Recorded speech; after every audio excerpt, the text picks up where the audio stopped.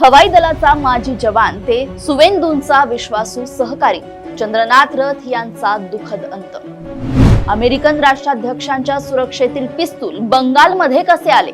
सुरक्षा यंत्रणा सतर्क, 3 संशयित अटकेत, मुख्य मास्टरमाइंडचा शोध सुरू। भाजप कार्यकर्त्यांचा संताप, पश्चिम मेदिनीपूरमध्ये रास्ता रोको करून निषेध।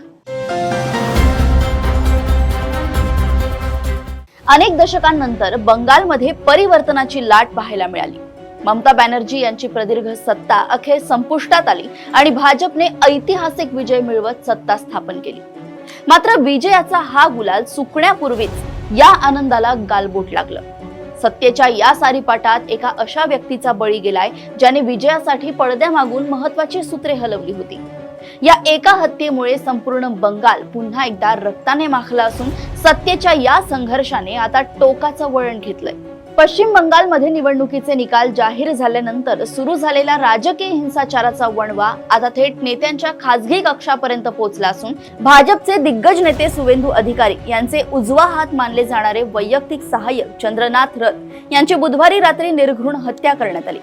भारतीय हवाई दलात सलग 20 वर्षे देशसेवा बजावलेले रथ हे शिस्तप्रिय व्यक्तिमत्व म्हणून ओळखले जात होते।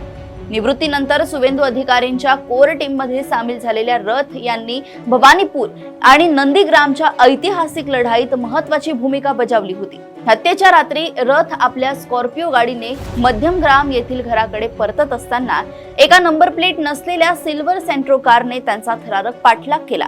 नियोजनबद्ध पद्धतीने त्यांची गाडी अडवून दबा धरून बसलेल्या प्रोफेशनल शूटर्सने त्यांच्यावर ग्लॉक 43X या ऑस्ट्रियन बनावटीच्या अत्याधुनिक पिस्तूलने 10 ते 12 राऊंड फायर केले। या हल्ल्यात रथ यांना 3 गोळ्या लागल्या आणि त्यांचा जागीच मृत्यू झाला। सुवेंदू अधिकारी यांनी ही घटना म्हणजे ममता बॅनर्जींच्या पराभवाचा वचपा काढण्यासाठी रचलेला पूर्वनियोजित कट असल्याचा आरोप केलाय। विशेष म्हणजे मतमोजणीच्या 3 दिवस आधी रथ यांनी भवानीपूर स्ट्रॉंग रूम बाहेर ममता बॅनर्जींच्या ताफ्याला रोखून निदर्शने केली होती, ज्याचा राग मनात धरून ही हत्या घडवून आणल्याचा दावा केला जातोय। या घटनेमुळे सुवेंदू अधिकारी अत्यंत भडकले असून त्यांनी जाहीर इशारा दिलाय की हे गेल्या 15 वर्षांतील महाजंगल राजचे फळ आहे, पण आता भाजप स्वस्थ बसणार नाही। आम्ही बंगालमधील सर्व अशा गुंडांना नायनाट करून त्यांना साफ करू।